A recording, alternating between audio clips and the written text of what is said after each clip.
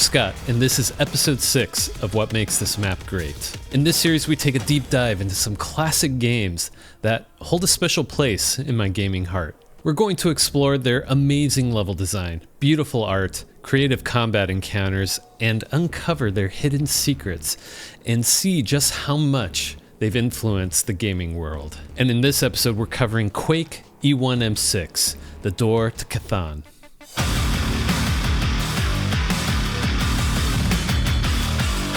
All sources used for this video will be linked down in the description below. Like, sub, do all the YouTube stuff. It's greatly appreciated. Let's get into it. The Door to Chthon is the 6th level for episode 1, Dimension of the Doomed, for Quake.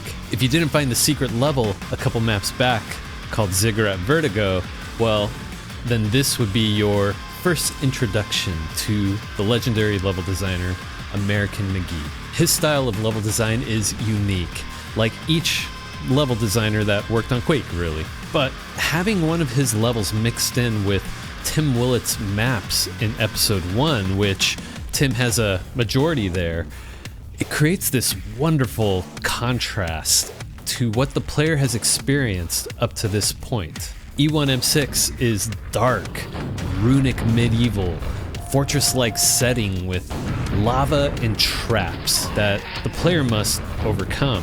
Pair these with the typical menagerie of episode 1 monsters like the ogre, zombies, and a couple of fiends, even a shambler, and you have some real sweaty monster encounters, especially if you're playing this map on hard difficulty.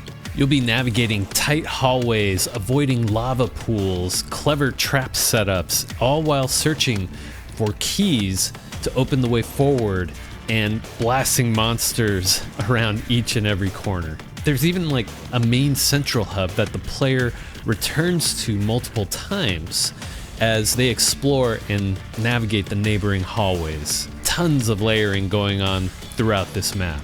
To give some context for this point of the player experience, they've traveled from a military tech base where mindless grunts guarded the slipgate, a machine capable of dimensional travel. The player steps through it and finds themselves in the Dimension of the Doomed, a realm that is a mixture of old haunted castles and dark underground caverns with monsters beyond our understanding. Let's not waste any more time. Let's dive right in. We arrive on a raised platform in this central room that acts as the main hub of this map. If you didn't discover the secret level for episode 1, then this is your first time experiencing this type of setting. We've traded in stone bricks, wood, and earth-like materials for dark runic metal. Every surface here seems to vary from ancient dark metals to rusted trim, with runic markings scattered throughout the level. It feels ominous, and the lighting goes a long way in pushing an uncomfortable setting. The light sources cast some interestingly shaped shadows, and of course the lighting is used sparingly to create this dark setting. And if you haven't noticed, the sound of grunting ogres and dragging chainsaws can be heard throughout this space. It is heavily fortified with them. Take a peek over the edge here and we notice a patrolling ogre. We've got the jump on him, so I'm just gonna use grenades to take him out. Bounce them off the wall here. Now that it's somewhat safe, let's take a moment to admire the architecture here. These metal walls have some nice trim detail. The texturing really helps frame them off and provides a sense of structure. We get a closer look at the light sources here, which are torch-like flames encased in metal. Skulls line the tops of them. Now we see how these dark shadows are being casted. The light shines through these viewports of these flame holders, but the top is solid, so that the top half of the room is cast in shadow. Speaking of the top half of the room, we see that cool purple sky above with a metal rafter system that spans the opening in the ceiling. The door here, which requires the gold key to open, has all sorts of runic inscriptions, with the name of this map being the Door to Chthon. Whoever created this door doesn't want us to enter Chthon's home. And directly to the right, we see the gold key. It's so close, but a lava pool prevents us from reaching it safely. We have two halls that go into almost complete darkness. The one that is inviting us has some subtle lighting, as well as a glowing Quake button on the floor. We step on it and see that the way forward lights up, as well as a door opening up down the now lit hallway.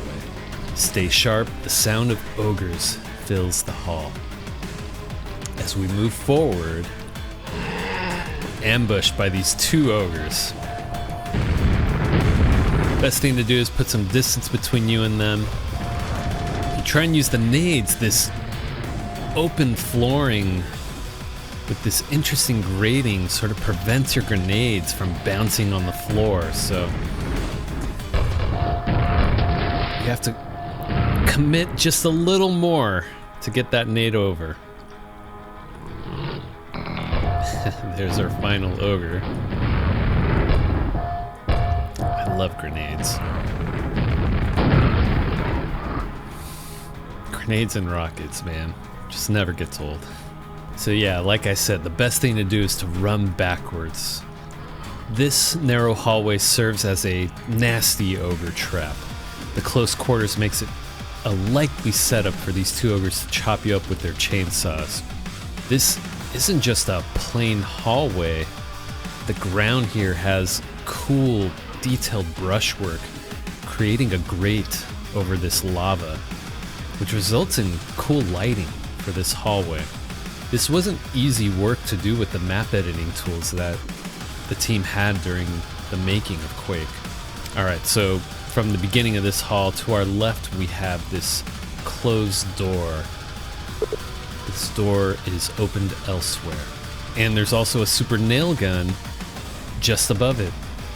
Really, it's a teaser for a secret, and we'll get to that a little later. We explore the other end of the hallway, which takes us to some health, a rocket launcher pickup, and there's also another Q button glowing on the wall. But wait, we have our first secret for this map. You'll notice a wall texture here is clearly mismatched. If you hit it with your axe, it doesn't open. This secret opens a bit differently from others, requiring you to shoot a target trigger. So we look around, particularly upwards towards this layered ceiling. It almost looks like there's like rusted metal vents. But you'll also notice that there's a blinking red Q button on the upper wall. You shoot it,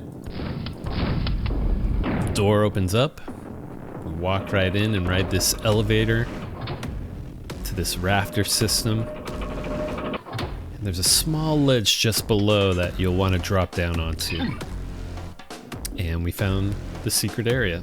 So we have the quad damage here, which is extremely tempting to pick up, but personally, I like to save this for the end of the map. So let's not forget about it. We're gonna leave it behind, and we'll drop back down. Press the Q on the wall, and the doors down the hall have opened up. You can see a yellow armor inviting us into this new room, as well as another Q button. Alright, so this is one of my favorite spaces in this map. The floor again has some metal grating details, which allows lava motes to shoot up through them. You can even take a peek down below to see there's a whole other space below with lava. Just watch out for those motes. Sometimes they fly up and hit you right in the face. And watching these motes flying up, they cast dynamic lighting on these tall metal walls. Naturally, it guides your eye to look at the details here. There are these window-like insets with a copper-like skull metal texture. Let's not forget about these copper window shutters.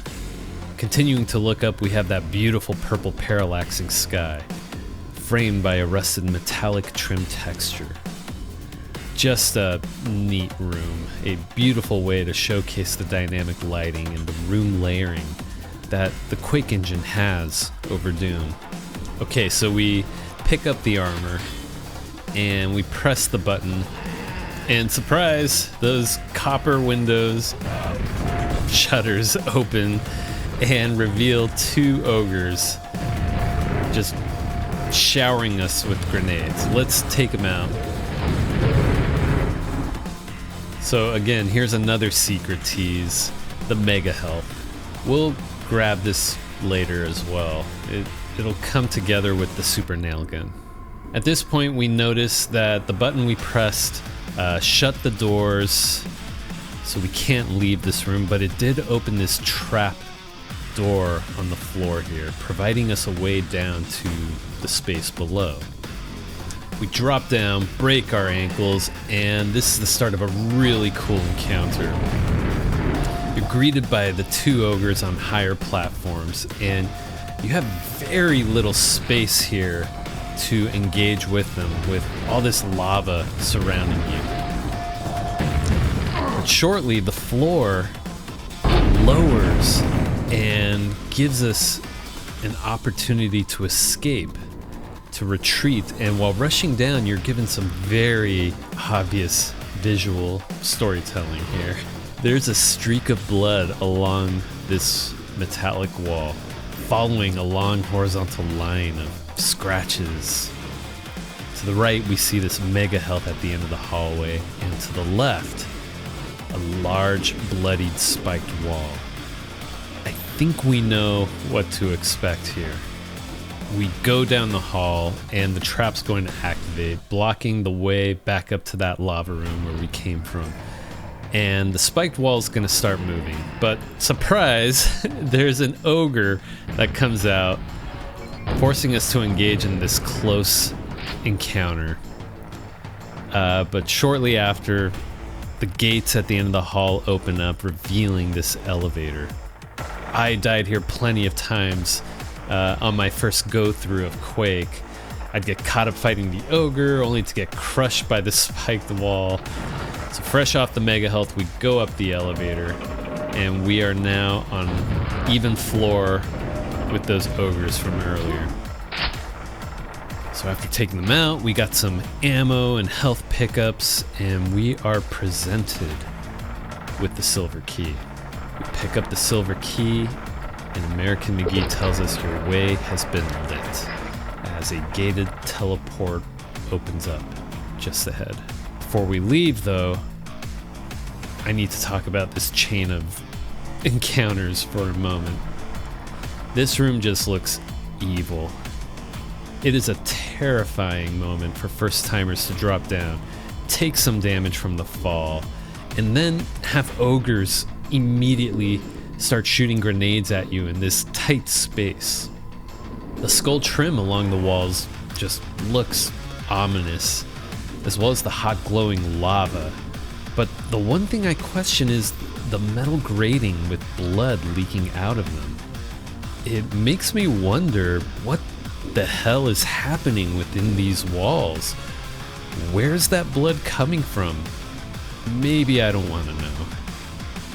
American McGee has an excellent design sense for horror. But in this terrifying moment, the floor descends down into stairs, only to lead us into a meat-smashing hallway trap. This place is just not welcoming at all, and I love it. At least McGee was nice enough to top us off with a mega health. So before we take the teleporter here up ahead, we have another secret here to uncover. From the silver key ledge, you'll want to hop over the lava back to the stairs and return back to the hallway with the spike trap. And If you wait for it to pass to the right, you'll notice that it is hiding a teleporter behind it to the left. We'll step through, we appear where the super nail gun was from earlier, and we are given some scrags for target practice. Once you take out the scrags, you'll also have access to the mega health that we spotted earlier before dropping down into the lava jacuzzi basement. You'll just want to aim carefully and make a leap here.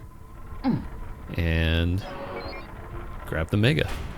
So with silver key in hand, we're going to backtrack down the hallway here to the central hub of this map. And we'll notice that the really dark hallway from earlier is now lit. Be careful though, it requires a bit of fancy footwork to cross the hallway safely. Otherwise you fall into a spike trap. Thankfully there is a teleporter down there to get you out, and you can try again. And if you thought that was nasty, should you make it across, you are once again greeted by a group of ogres. And it's hard to backtrack here with the spike trap behind you. So your best bet is to just unload with super nails. Don't use rockets or grenades because you're going to take some self-damage. And once you survive that encounter, you may have taken some damage, but there's plenty of health pickups here to top you off again. Okay, so moving forward, we enter another room, and this room has two eye-catching features. We have this runic door to the left with two glowing red runes. A lava pit prevents us from interacting with it. We pan right and see a set of double doors up a small set of stairs. And as we continue to look over, two large archways separate this room into two spaces. We have another Q button to the far right side, flanked by two pyramid-shaped light sconces that create some really cool lighting contrast in this dark corner. I like pushing chunky Quake symbol buttons. Let's see what happens. A bridge extends to allow access to the runic door across the lava, and I love this trap. The ceilings in these two rooms open up, dropping zombies down on you. This combat encounter is a little tricky. Using an explosive weapon at this close range will definitely hurt you in the process. I like to rocket or grenade the zombies at the far end, which opens up some space for me to run through and then rocket the remaining zombies. This bridge that raised out of the lava, if it was remade in a modern take of Quake, I can imagine this bridge still hot and letting off steam. We open the doors here with the silver key and are presented with a short hallway that connects us to the gold key lava pool, though the way through is blocked with metal bars. This is a clever level design because when we push the button, we get to see and experience multiple things happen as a result. A bridge extends across the lava pool, creating a somewhat safe passage to the gold key, but we also hear the sound of an ogre teleport in. So now a monster guards the way to the gold key. And while we saw that going down, we can hear doors open up behind us. The set of double doors up the stairs is now open, revealing a teleporter. Before we step through this teleporter, we have a 2-for-1 secret here. So perceptive players will notice that this rune engraving on the center pillar of these double arches is now glowing red. It wasn't glowing before.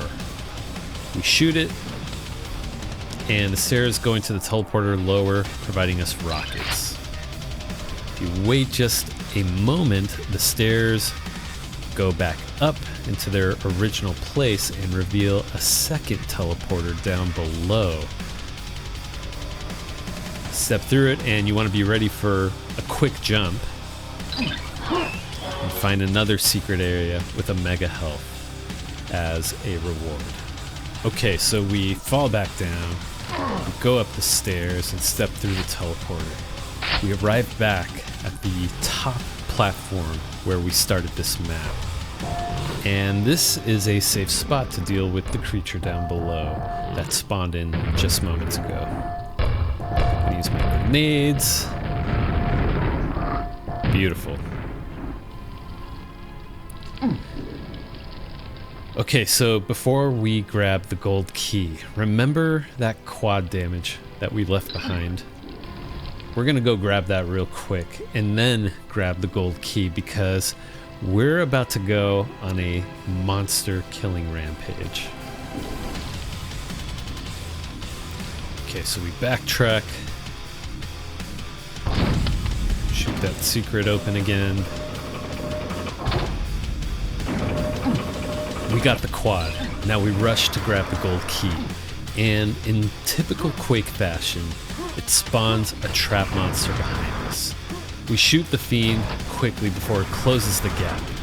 Nice try, McGee. Now we open the gold door and just unleash on these ogres with the rocket launcher. Just make sure you're not standing too close. There's a Q button to the left. This one's a little different as it sits on a gory mess of metal.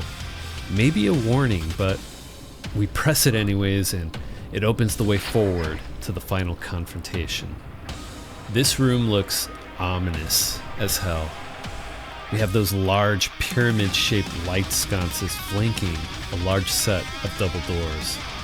A bloody skull trim wraps around the upper half of these walls.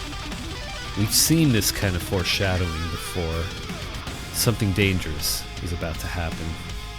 A Q button on the floor invites us to step on it. As the door we entered shuts behind us, the large double doors open ahead, and we are presented with an extremely dark room.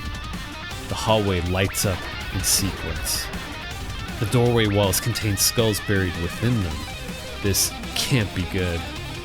And as the final light sequence goes off, we are presented with a shamble.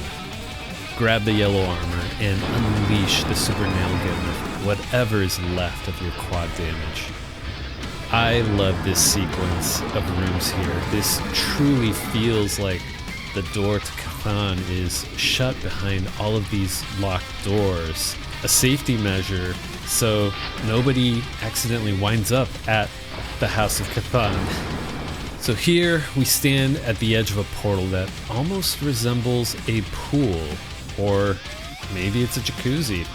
We fall into it, which I'll add is a new way to end a level up to this point in Quake. We get our score screen and are showcased the center hub of this map. An amazing spot, really. And upon continuing, we find ourselves in the House of Chthon. This is the final boss map of the episode, and while it is a bit simple in design, I still think it's worth covering in a separate video. So here's the part where I go over some quick trivia for our featured map. The Door To Chthon is the third featured demo that plays when you first load up Quake. It's an excellent selection to show off what the game is capable of doing in regards to its technology, and features some really intense combat encounters. This map was originally referred to as AM Test 98 during development. This may have been American McGee's 98th test map based on the original naming of the map. He was really cooking up those test maps, right? As I've mentioned in a prior episode, Quake went through development hell for the team at id. While John Carmack and Michael Abrash were working hard and developing the id Tech 2 technology to run the game, the team of level designers were working on test levels, and a lot of their creations had to be thrown away because the engine was in this constant development flux. And that's also not considering the amount of time it took for the level designers to get a grasp of working with a 3D map editor, very different from Doom's 2D editor. As you can imagine, this was a very deflating experience for all of the level designers. Anyhow, there were a bunch of test maps that were made in that time, and American McGee worked in tandem with John Carmack to test out the engine in its early development stages. American McGee pushed the capabilities of the engine. This is common practice in developing a game engine. Level designers will create test levels to figure out not just the limitations of the game engine, but also figure out what kind of features they would like added to it as well. Test maps don't ever look polished. I'm sure E1M6 required a bit more work to make it look like a finished level, but that comes to show how desperate the team was to put together test maps in the end of Quake's development, to not waste any more work the map designers toiled over. So this last one is a repeat from a prior episode, but I wanted to mention it here.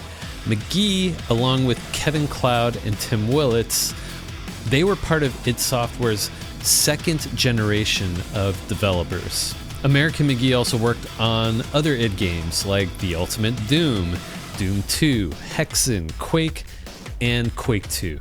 So what makes E1M6 a great map?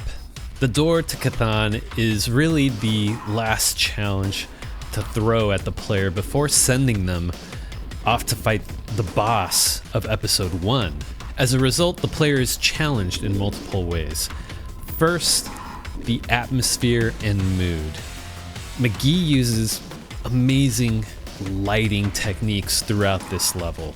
There is complex and interesting brushwork throughout the map that makes light sources cast cool and interesting shadows. Even the lava rooms where there's flying lava motes, they create amazing dynamic lighting setups. Pair this with the dark runic metal textures used throughout, as well as the superb architectural design of every room, and this creates a disturbing and eerie setting which complements my next point, the traps. The traps in this map are wonderful. Now, traps aren't new, right? Like, Tim Wiltz gave us a taste of his sneaky trap designs in all the prior levels, but the ones in E1M6 are just memorable. Just a sequence of panic moments for a fresh player. Such an old design method for first-person shooters, but these were the early days of first-person shooter design back in the 90s. And then the final showdown with the Shambler. It's really just a smart way of creating a sense of dread with the sequence of lights that illuminate the room to reveal it. To wrap it up, the ambience, the layering halls and rooms, all connected to this central hub space, utilizing interesting monster encounters with a mix of traps. This is all a true test of skill to prepare you for the upcoming challenges Quake has to offer. And no, I'm not talking about the next level with the boss encounter with Chthon. I guess it's an interesting puzzle fight for a boss, but I'm talking about the following maps in the upcoming episodes. They are much more challenging in comparison to the first episode of Quake. This is a wonderful map by American McGee. His unique style of creating dark, atmospheric spaces, all while pushing the gameplay experience with his clever combination of traps and monster encounters, helped create some of Quake's most memorable moments in gaming. What are your thoughts on E1M6, the Door to Chthon? Were you able to find the quad damage your first time through the map? And how did you do on that final encounter with the Shambler? Please share your experiences down in the comments below. If you enjoyed this video, hit that like button, share it with friends, and subscribe for more Grit Gaming content. And if you're looking for more, check out this recommended video right here. Thanks for watching. Catch you in the next one.